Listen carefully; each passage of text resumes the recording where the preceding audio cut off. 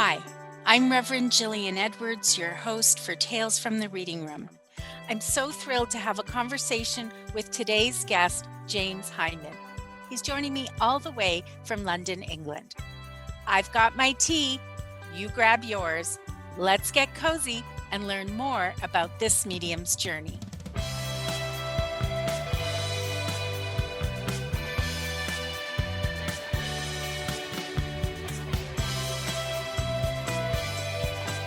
Hello, friends. Welcome. I've been looking forward to this conversation for weeks. My guest today is James Hyndman. He's a spiritual medium, an international tutor. He holds a teaching diploma from the Spiritualist National Union, which is from London, England. He studied at the Arthur Findlay College, which we're totally going to talk about. He's also a well-respected teacher and medium. I'm going to add, he's someone with great integrity and compassion. I had the chance to witness his mediumship last week, and it was fantastic. I'm so glad he's joining me today from his home in London, England. James, welcome. Thank you, Gillian. It's lovely to be here. Well, I'm really glad you're with me, and I have so many questions, but I thought maybe we just sort of start at the beginning. You know, so many people have different experiences when it comes to mediumship. And I'm curious, what was your introduction to mediumship, the experience of mediumship? Well, what happened was I lost a partner when I was living in Paris. And when he died, I had a lot of questions, but I never really pursued it or thought more about it. I just thought, why me? And then I moved to Italy. And while I was in Italy, I was very fortunate to meet someone. And Antonio was a very good friend, but unfortunately, he passed away as well. And I had all these questions in my head, why two in the space of 3 years and what was happening in my life at that point. And I passed the Spiritualist Church. Now, you might say by chance, if you don't know anything about mediumship or spiritualism, or you believe in synchronicity, etc., that my soul was ready to be, and my soul was open to the idea of going into a Spiritualist church. And I met a friend outside the church. I went in and I received a message. And the detail that that woman gave me about Antonio was phenomenal. And that sparked a lot of questions, in my head. How did she manage to know that information? Where did she get it from? And I knew that Bill couldn't have given her that information because he didn't know it. And he was sitting next to me as well. She was on the platform. So, of course, as time went on, I would go back for different sittings. And at the beginning, I find it wonderful in the, when you're connecting to that part of spirit, they give you so much. They really encourage you. And of course, then when I had the opportunity, because I was teaching, so I didn't have the chance to go to the college because, as a teacher, your holidays are fixed. But once I moved into the airline industry, I could choose the time off, and that changed my whole life. And that's when I started to go to the college. It just sparked a whole chain of events where I wanted to learn more and more and more. I'm very curious, at the time that you entered that church for the first time, would you call yourself a skeptic? An atheist, you could call me. Believe it or not, I did not believe there was anything beyond this world. And then, of course, when I went to the church, I was sitting there, and of course, it took me back to my childhood when I had gone to the Church of Scotland, and I thought to myself, here I am in a church I don't believe, and she was talking about God and people passing over to the other side, etc. And it didn't fit with me. But clearly within my soul, there was a part of me that believed, because I moved forward with that. And I wanted to know more and more and more until finally I got to the college. And that really helped me to understand how it all worked, because I don't think that, and I don't mean to be disrespectful to the churches, but they don't always explain to people who are new what is going to happen or how it functions, etc. That's why when I was doing my demonstration last week, I always try to have questions at the end so that people, if they're new or they want to ask something that they're unsure about, they have that opportunity. You were intrigued, you were touched, there was an awakening that took place. So you started your training, and a lot of maybe our listeners don't know about the Arthur Findlay College. Can you talk about your training experience and about that college? Because it's world renowned and has a very high standard. Can you talk about your experience there? Yes, well, certainly with the first time I went, I have to say that I was petrified.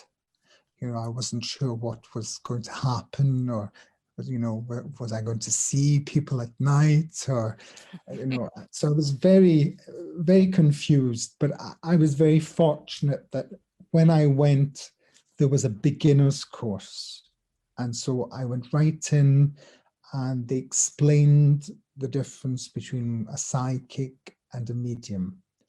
And they work through lots of psychic exercises and mediumistic exercises with us. And over the week, they really encouraged us to sort of push ourselves. And what was very important was that we kept feeling into the energy rather than asking questions of the recipient, so that we were getting the details and the facts from either the soul of the person in front of us, which is the psychic side, or we were getting it from the spirit world. But they both work in the same way. They work through the same faculties. Whether you're working mediumistically or whether you're working psychically, the faculty in the human body is exactly the same. There was a slight difference in energy. But at the end of the week, they asked us if we would get up and either do, we could sing a song, we could recite a poem, or we could do a demonstration. And of course, I was desperate to get up and do a demonstration. And at the end of the week, I couldn't believe it that I was on the platform and I was getting this information. And I always believed that once they've got you, that's it. Then it changes, and it keeps changing, and it'll never stop changing. But they have to make sure that you're comfortable and that you're ready to move forward, and they support you all the way. And it is extraordinary. And once that happened, that was it. There was no going back for me, you see. The standard at the college is extraordinary. They will expect you to get the information. You're not allowed to ask questions. You're not allowed to give too much emotion. You must give facts. And that's what I like about the training.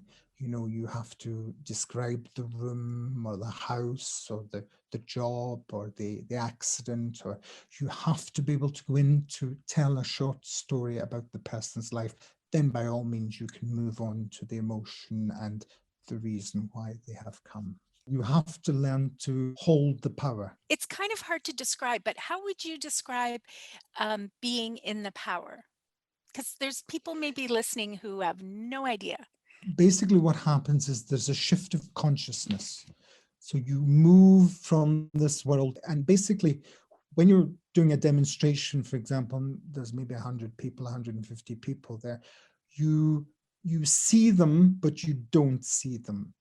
It's a bit like when you drive your car from A to B every day. You get from one place to another, and you say to yourself, goodness, I don't remember passing that. I don't remember, because you're in your own little world. That's the way I would describe it. You kind of the audience disappears in some ways because you're so connected with the spirit world. I know you alluded to it earlier. Your definition of a medium versus a psychic. One reads the soul of the person in front of you, and one connects to the soul in spirit. That is basically the difference. But whether the soul is living or has passed to the other side. It's that connection that you're using. What is important is when you're doing a demonstration or a private sitting, is that you're able to feel the difference of when you're working with mother in spirit, and then the energy drops because it's easier for you to pick the energy or the information up from the person in front of you. And then you say to them, I know that your mother wants you to know X, Y, and Z, or I can feel from you. And then you saying to the person indirectly, I'm working with your energy now rather than your mother's. That's a beautiful, beautiful description of that. Thank you. Do you think anyone can be a medium, James?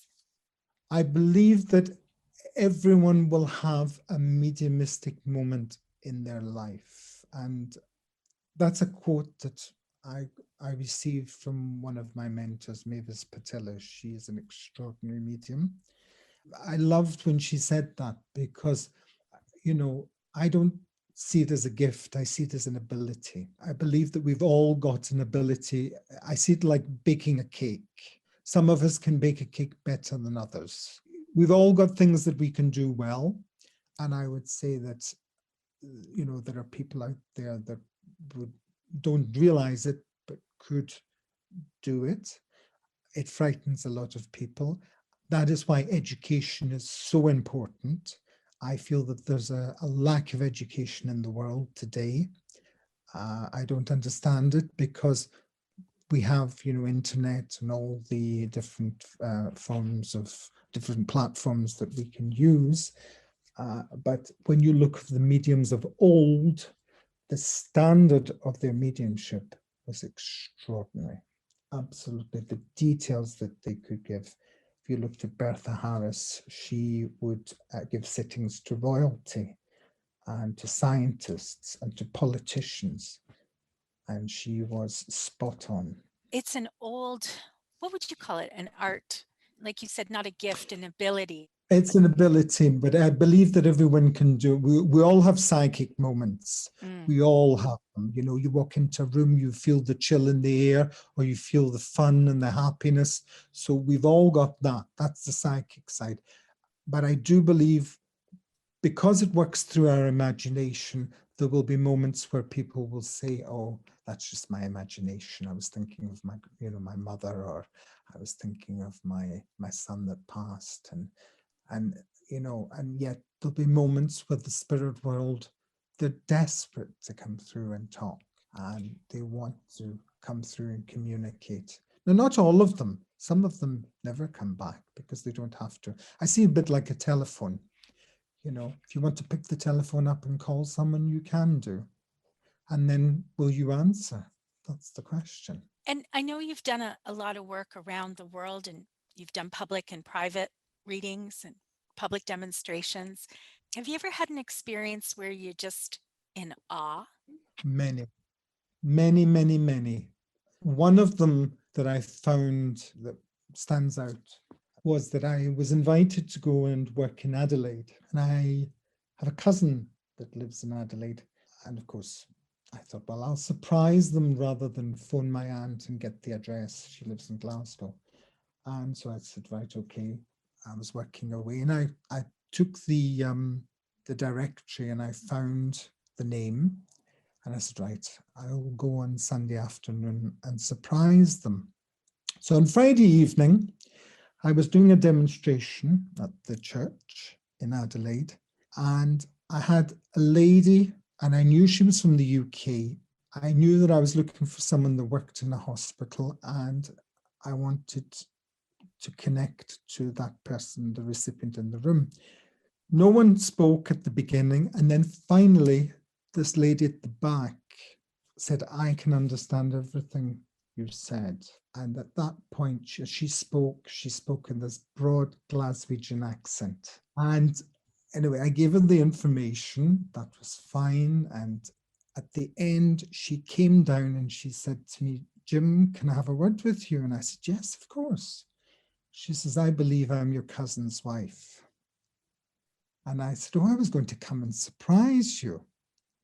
And she said, And then we talked about the address and everything. She said, well, just as well you didn't, because that's not our address. And I thought to myself, there you go. So it was this amazing connection that took place in several ways, if you like. Yeah. And I don't see that as being a coincidence. I got chills when you were telling that story. That's a tell, that sign when you get the chills that you know it was true connection. That's fantastic. It was just, it was extraordinary. We talk about mediumship, and I'd be curious on your opinion. Do you think you could do mediumship without being connected to spirit or the God of your understanding? I know different people have different ideas on this. My understanding is that mediumship is the connection to the spirit world. Yes, So, because you are in the middle, that is why you're called the medium. So, you yes. have the spirit world, you have the medium, and then you have the recipient. So, I don't know if I'm answering your question, Gillian, Well, with respect. I think you're being polite and saying, of course. Of course you're connected to the divine energy. I just know that I've spoken to different people who think that you don't really need to. Well, in those cases, you're either working psychically with the person, or as I see, because I teach, I have to observe the energy very closely to see if they're in the power. Because if you're not in the power, you will not be able to work. And usually, when you're in the power, there's a quickening that comes, and you can see them kind of almost disappearing. As Yes. I said to you before, there's that feeling of where when you're demonstrating, you feel as if you're disappearing, but when you observe them as well, you should see the medium change, and that's where the information starts to come through. If they're exactly the same as they are as when they're, making a cup of tea, etc., I question that. Yeah, that's a perfect way to describe it. I've had the opportunity where I studied in Lilydale to tutor uh, in the beginning programs, and you know exactly when the shift takes place before they do sometimes, especially when they're learning, but you can feel it and see it. You're right. You can observe it and you can feel it. So that's beautiful. For those And then people who are listening and are kind of curious, because when you describe the power, how does one get to that state? you have to learn to sit in the power, and that's an exercise which is not, it is a meditation, but it's not a meditation as people understand it. Meditation is generally the quietening of the mind and being with self, and that's fine, and it's very important to do that if you want, but you also have to work on the expanding the mind, as if you're what I tend to do is, you imagine you're sitting in a room, and then your aura expands where you touch the walls, and you take in the pictures, the lamps, the sofa, the different types of furniture, the color, and then you move beyond that and start to move outside the house. Then you see the different types of houses, the plants, the animals, the different cars, the different food, etc. Because you're trying to expand your mind so that when you're working, you're in that same space, so that you can describe a lamp, so that you can describe, the dogs or the water or the plants, whatever it is that you have. So it's learning to allow your mind to travel. And as you do so, you expand your aura, and that's giving you the power. Yeah, Because working with the spirit world is very much about you expanding and moving out the way so that you can link to them. It's not about going in. right. And it's very profound. Yes, it's extremely profound. Yeah, And it's a wonderful thing, because the soul, then your soul touches their soul.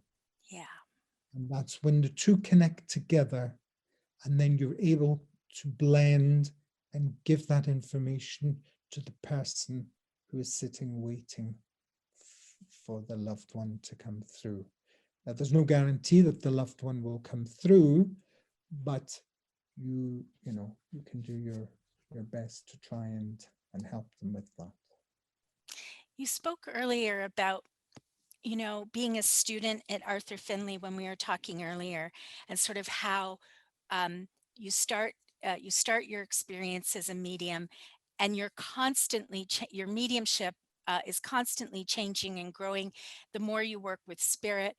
And I know I found that profound changes at different times, sometimes expected, sometimes not expected at all, but always sort of fantastic. And absolutely, when you're, yeah, spirit works with you in different ways.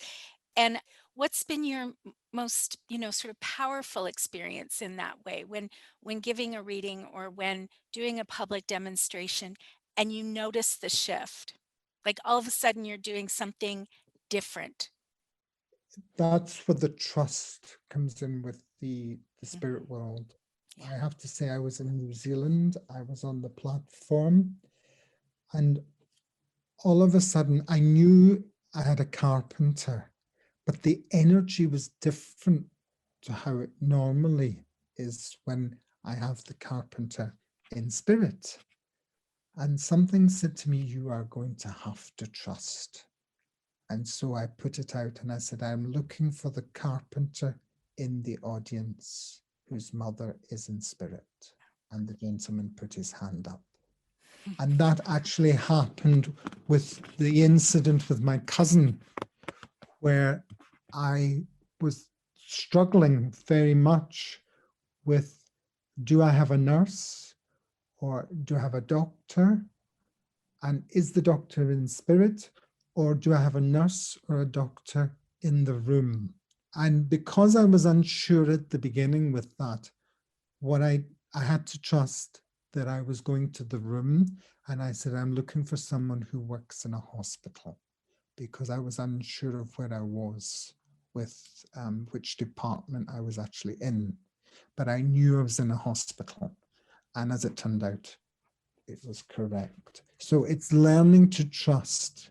And of course, your wording is very important, because you need to be very careful. If you're unsure if it is a nurse or a doctor, then you can say medical, because that way you won't narrow it down with the person and say, well, you said nurse and she was a doctor, or, you see.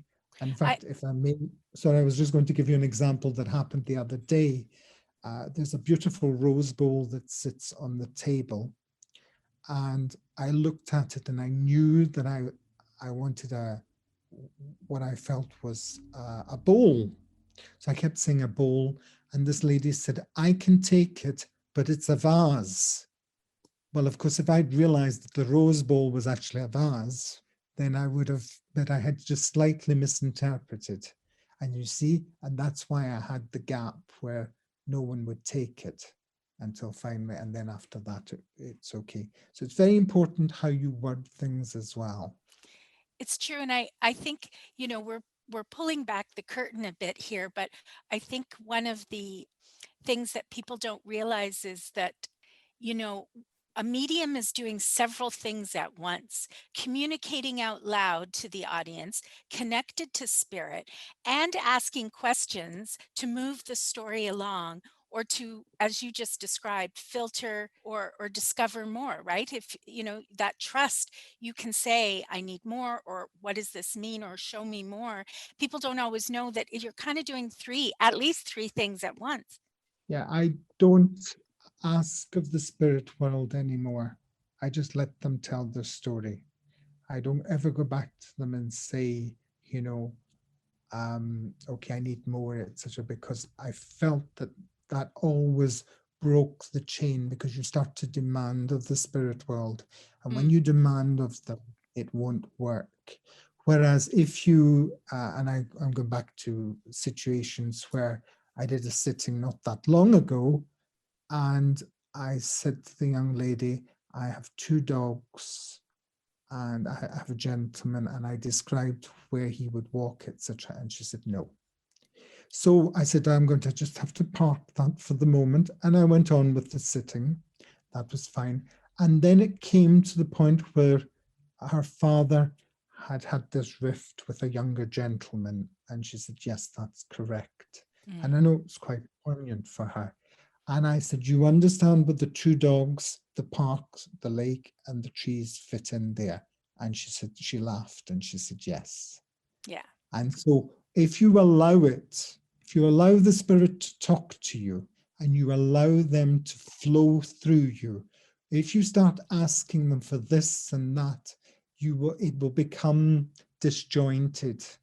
The story won't unfold the way the spirit world wants the story to unfold, not the way the medium does. James, you've just alluded to, and I sort of talked about it at the very beginning, that you've traveled around the world and you've done demonstrations in different parts of Canada and the US, and definitely in Europe and in Australia and New Zealand. And I'm just curious, do you notice any differences? The difficulties are the same. What I find is what is acceptable in the UK, from because all my training was at the Arthur Findlay College. Yes. So that is my benchmark. Yeah. And it's a high benchmark. It is Yes. an extremely high benchmark because the tutors I had were extraordinary. The information that they could bring through, and it was all facts and story. And then very much at the end, there was perhaps a minute of emotion and explaining why they had come through. And sometimes they didn't. It was enough that the spirit world had come to say, I'm okay, I'm fine, I love you, and I'm here. And that Mm. was it, really. So sometimes there isn't, because what I do find a lot of is this counseling that goes on. So that mediumship is seen as a form of counseling. That you say, well, I have your mother here. I know she was a lovely lady. She was well liked. That is emotion. That is not a fact. There's no meat on the bone for me in those circumstances. And then they go straight into the message. That is why we have so many skeptics, because there is no real facts there. The mother would have had a full life. Did she read? Did she sew? How did she pass? Where did she live? Did she have friends? Was there a moment in her life that she wants to remember? Thank you for being there at the end for me. I'm glad you got the ring. But there has to be some, as I say, meat on the bone. And no matter where I go in the world, I notice that there is this acceptance of this counseling that goes on. And that shows you there is a real need within the world for people to understand what mediumship is about and its purpose. The spirit world comes through, first of all, for them to heal and make a change. They want to make a difference, because if we don't have the spirit world, we have nothing. Mm. Then the recipient, and then the medium. And that's the important part. The medium comes last. Why are you a medium? I didn't choose it. What I find is that it feeds my soul now. Now, at the beginning, I wasn't too sure of why I was doing it, but I did go on and do the educational side of the Spiritualist National Union because I wanted to truly understand it. And I suppose in some ways because I was a teacher, I had to learn and really kind of get to grips with it. And I wanted also to educate people as to what mediumship is actually all about. What is its purpose and why do we do it? And so that's where I am today, very much on the educational side of things. The purpose of this podcast is to do just that, to sort of pull back the curtain and allow people to understand the benefits, shall we say, or the possibilities that mediumship offers. I'm curious, do you have a reading room? I don't, because I'm currently in London, but I live in Paris. And of course, with my work in the airlines, I'm back and forward, but the situation at the moment is, of course, a little difficult getting back and forward. So I'm here at the moment, but I don't have a reading room. I do most of my readings by Skype or Zoom, Yeah.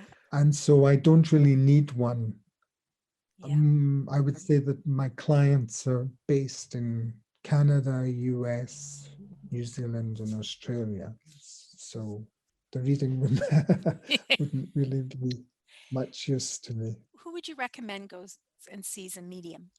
Rather than recommend, I feel that it's when your soul, perhaps if someone's distraught, and they feel that they want some comfort from the fact that there is life after this world, then they should consider it at some point. I wouldn't say it's obligatory, but it can bring a lot of comfort to know that the person on the other side is well. Now, they might not come through, someone else might come through, but still, that allows the souls to touch one another and for them to understand that there is life after this world. I feel it's when the time is right, and some people don't need to, but it can help with the grieving process. And I think that's very important. I know it helped me. And then I wanted to understand more about it. And I love it now because it brings such a peace to me. Someone who didn't believe in life after death is now like 100% sure that when I leave this world, I know that there is something beyond this world. And there is no pain, there is no suffering. There's just this feeling of love, compassion, learning. And that is something that is quite extraordinary, because the feeling you have from the spirit world when you're working is that feeling of love and peace. How has that love and peace changed you? I would say that I'm a lot calmer. I see the world in a different light now.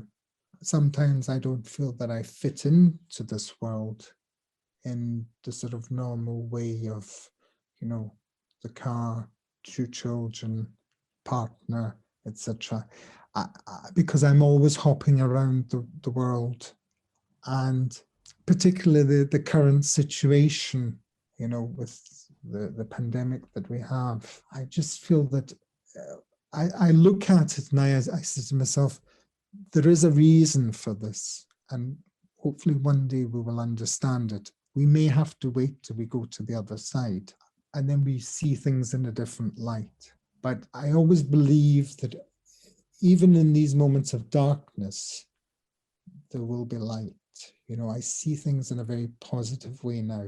Everything that we do and everything that we experience is for our soul to learn.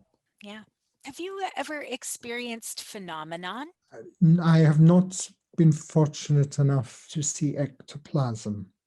I have experienced trance demonstrations at the college, and we have done a few experiments where we had infrared cameras and we were playing lots of music.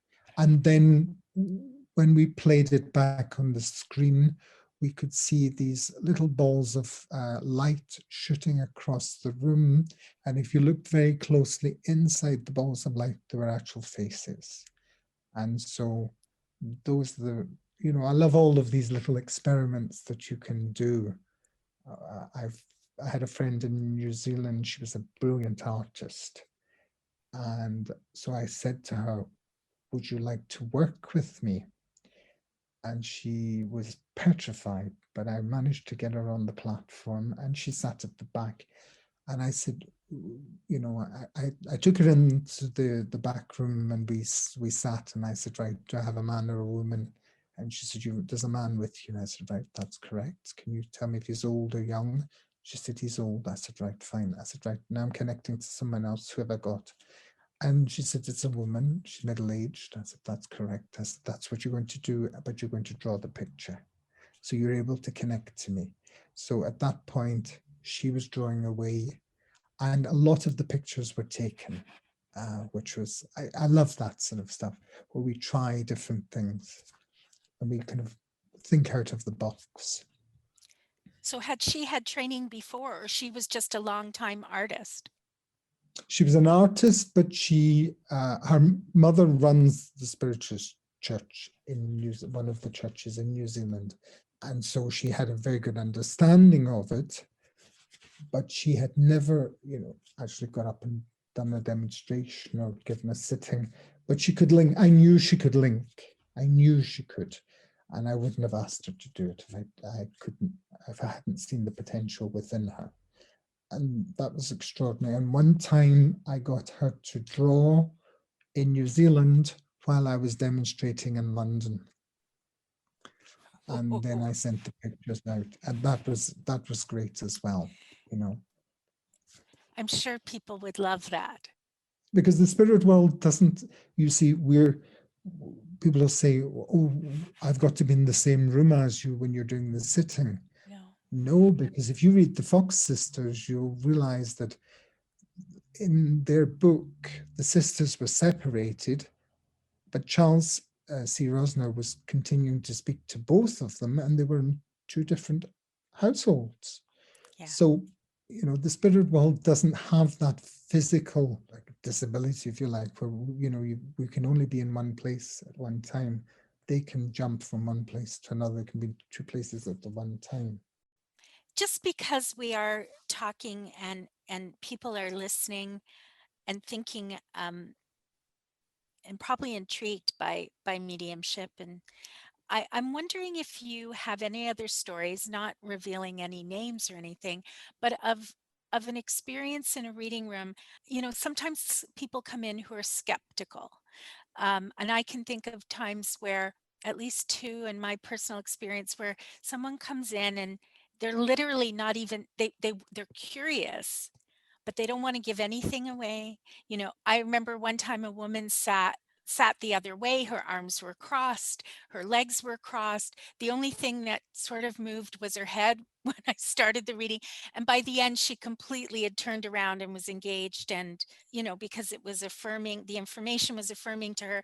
And I'm just wondering, can you describe a time where maybe somebody came skeptical or just curious but unsure, and then had the experience of spirit and changed a little bit, or walked away thinking differently? I've certainly had quite a few of those. There was a lady who came, in fact, it was here in the UK, and she sat down and I described the gentleman and I talked about the photograph and the frame, and she was still very skeptical. And at the end, she took the photograph and the frame out of her handbag. And she said, "Is this the picture you saw?" And I said, "Well, I talked about the picture, I talked about the frame," I said, "and the gentleman." And, so I gave her stuff which she would have to take away and process. But there's a part of her, even today, because she's a friend of a friend, if you like, and I know that she still goes to different mediums because there is one particular thing she wants, but she's demanding of the spirit world. And the day she lets that go, hopefully it'll come through, Right. But it's a shame because she's getting a lot of information and she's not prepared to accept that. Right. But something's happening because she keeps going. Otherwise, if she was skeptical, and she said it's a load of rubbish, she wouldn't be going. We do our best, and I know when I am connected. And I know that if it's not working, I always start and I work for 10 minutes. And if it's not working, I stop and I do not charge my clients. And they have that opportunity as well, because I think it's unethical to keep bashing forward when it's a no, a no, a no, and because they want certain things. And so I'm not the person for them. And it happens on occasions. I might do 100 sittings and 2 will come out of the 100 where it doesn't work. And that's right? okay. I don't have a problem with that anymore. But I will not take money from someone unless I know it's flowing. So can you think of an example that you've experienced of a reading that you'll never forget? Yes, I have to go back to New Zealand. Uh, Basically, I have to take you back one step. I was in a spiritualist church, and there were three ladies, and I knew they were teachers. And I was talking about one of them that was there. It was her mother, and she came through very strongly.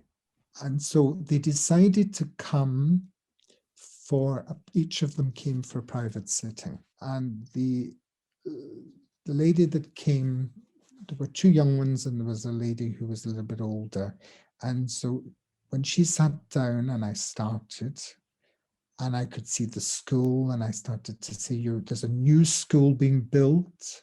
I said, and I can see you talking to someone very important in government, and it's a female, and the information just flowed. I have never experienced anything like it in my life. And then at the end of it, she went out, and one of the other girls came in for her sitting. And at the end, when they were all leaving, I've always wanted to see the haka, in New Zealand, where they dance and Yes. they go to the marae and they call you in, and it's beautiful. It's very, very emotional. And although you can go to the tourist places, it's never the same. And of course, she worked in a Maori school. They spoke Maori there, and this was actually a school that was being completely rebuilt from scratch. And it was next door to the old school. So she said, if you're free on Wednesday afternoon, come and see the school and we'll show you the plans for the new school. So I went, and they let me visit the old school. I saw all the plans, and she said, we want you to come back in 2 years' time when the new school is built so you can see it. And they called us into the marae and they danced for us, and it was extraordinary. It really was. And then at the end, she said to them all, she said, if you have a Scottish connection, stand up. And half of them stood up. Whoa. So it was actually very, very emotional. And then as she walked out, I said, your mother's back again. I said, and she loves your shoes. And she said, she should. They're hers. And I Oh, said, and I just thought, there was just this constant connection with her mother, because she had started the first school there. You see, she was the headmistress, and now her daughter was the headmistress. And in fact, I went back, I think it was the last time I was in New Zealand, and they took me to the school, and the new school was just absolutely incredible. And it was lovely to give information to someone and then actually see how it had come to fruition. That sometimes you give a sitting to people and you don't know what happens, but to be actually part of that was just incredible. It was extremely emotional. thank you for sharing that story, because you make me think about, as individuals who connect with spirit and the spirit world, a whole new sort of life opens up when you do that. And as you kindly described earlier, it changes a person when you do this work. And one other thing that I think it brings is a new community. I mean, how else would you have maybe met those individuals, right? And had that beautiful experience, truly working with spirit, but then the individuals who've come for readings end up sometimes becoming friends, and the opportunity that you had was just so beautiful. It links you to a whole new group of people, doesn't it? Yes, I've been very fortunate in the sense that, because I work in the travel industry, I have been able to travel a great deal. And how it has opened up for me, it started off in Canada, and Really? then I was very, very, very fortunate, because I was at the college with two friends. One was Canadian, And one was Australian. She was actually on online last week. She got up at 3 o'clock or 4 o'clock in the morning to watch it.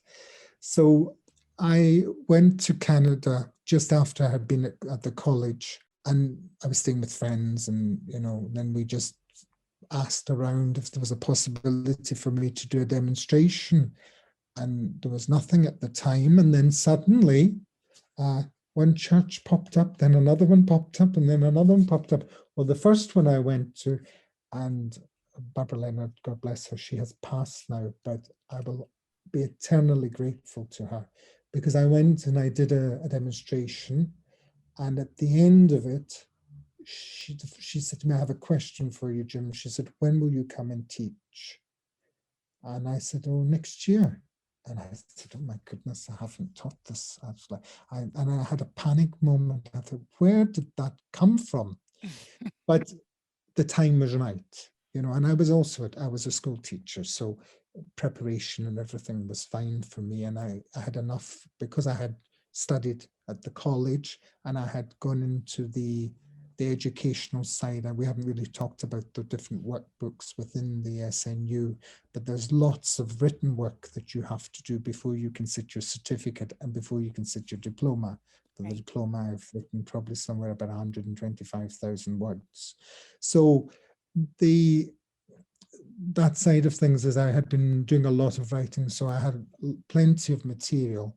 And then from there, I moved to another church, and then from there I moved to another, and it just started to open up. And the same when I went to Australia and to New Zealand. And so it is extraordinary, it's wonderful, because I've got so many people that I know in different countries. They help me and I help them. And it is a community. Yes, it is a community. It's great. Do you have books that you suggest people read on when they're beginning or curious about mediumship and spiritualism? What would you recommend people look up or seek out? Well, certainly, as I said before, if you were to go down the SNU line, they would talk to you first of all about the Fox sisters. Right. So the Fox sisters is really the beginning of modern spiritualism, and there's a great book which is called Talking to the Dead, and that goes into the wrappings and Charles C. Rosner, who was buried under the house, etc., and he was talking to them, and it's quite fascinating, and that's a great starter, if you like. Mm-hmm. Then you have people like Estelle Roberts. She did 40 years of medium, and I believe she did 50 years of medium as well. So those are great books, and she talks about her guide in that red cloud. Everyone knows Sir Arthur Conan Doyle for his books on Sherlock Holmes, but he's not so well known for his books, and there are 2 volumes, and that's The History of Spiritualism. And that's also, if you didn't go for the Fox Sisters book that I was talking about, Talking to the Dead, the History of Spiritualism, they're short stories, and there are 2 volumes there, and that is a great starter as well. He did a great job on those. If you're more interested in the trans side of things, Helen Duncan, she was a Scottish medium, and she was imprisoned under the Witchcraft Act of 1735. Yeah, and so, I've heard this story. They were going to actually execute her, and she gave a phenomenal demonstration in from the witness box, and so she was saved. But she did a lot of trance work, and during the Second World War, because of course they thought she was also a spy. There was all these, different conspiracy stories. And then there's Battling Bertha, she was known as. She fought tooth and nail to try and have Helen Duncan freed, but she stood outside the Houses of Parliament as well and tried to have this, the Witchcraft Act overturned. And she gave, as I said to you earlier on, leaders and scientists and royalty, different members of Parliament as well, sittings. And so she's remembered for that. And her information was phenomenal. And then there's Harry Edwards. He's more down the healing side because a lot of people like that. So, if you're interested in, people say it's not the same. I believe it is. Reiki or, spiritual healing, whatever you want to call it. So Harry Edwards has a sanctuary. Well, he started the sanctuary in the south of London, we'll say. It's still there today. And there's a fabulous book on him. There are actually several books, but he's someone that you could look up. Yeah, he's an Edwards. I'm an Edwards. I would love it if we were related. I don't know if we are though. But healing was the way into all of this for me. Yeah, a lot of people do. And then they move in because it's all healing anyway. Mm-hmm. When you give a sitting to someone, it's to heal them. It's also to heal the spirit world, but it's to heal the person in front of you. And it also helps the medium as well. It's a three-way healing, if you like. I also wanted to mention, if I may, the SNU. If you go onto the SNU, the Spiritualist National Union website, they have a store there, and these books that I have mentioned are there. But they also have the Pioneers of Spiritualism cards, and there are 50 of them, and there are 50 different pioneers that you can look up and learn a little bit about. And so that gives you a real broad spectrum of all the different types of mediumship. And I think that's fascinating because we tend to stick to the same ones, Yes, depending on the countries that we're in. We know certain pioneers, if you like, but the more we know, the more our mind can be open to different aspects of this, the easier it is to work as well as a medium. So that's why the philosophy is important, the trance is important, the demonstrations are important. And I don't feel there's any part of it we should ever really cut off. I agree 100%.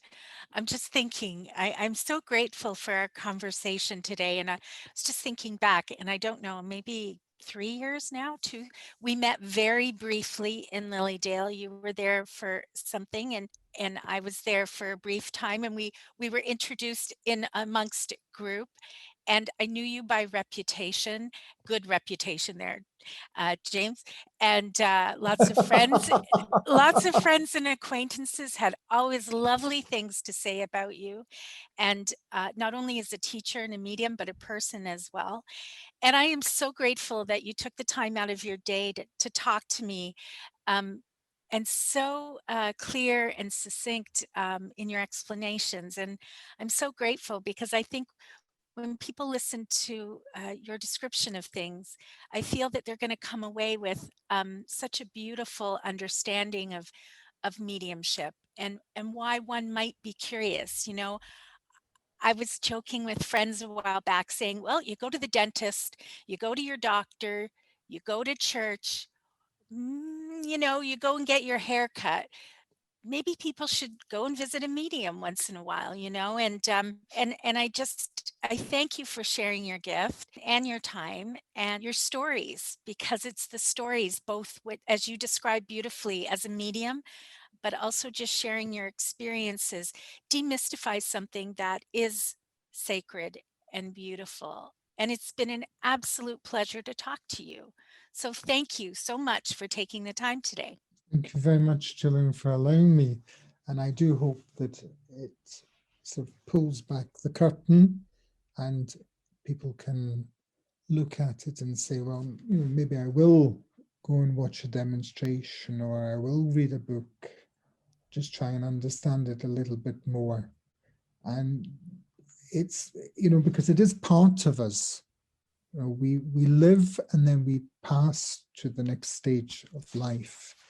And I think it would help a lot of people to understand that there is something beyond this world, because there's been so much. If you look over the years, if you look at all the pioneers and the information that they've given. And I think that it gives a peace. That's what it is. And that's our job, to try and help people to see that they won't go to hell, that there is a Yeah, peace and a love on the other side. so beautifully put. Just want to let people know that if they want to learn more about James or wish to connect with him, please check out his website. That's jameshyndman.com. That's JamesHyndman.com. And you can learn more or connect with James. And I, again, thank you so much for today. I am so grateful. Thank you very much, Gillian. God bless. God bless.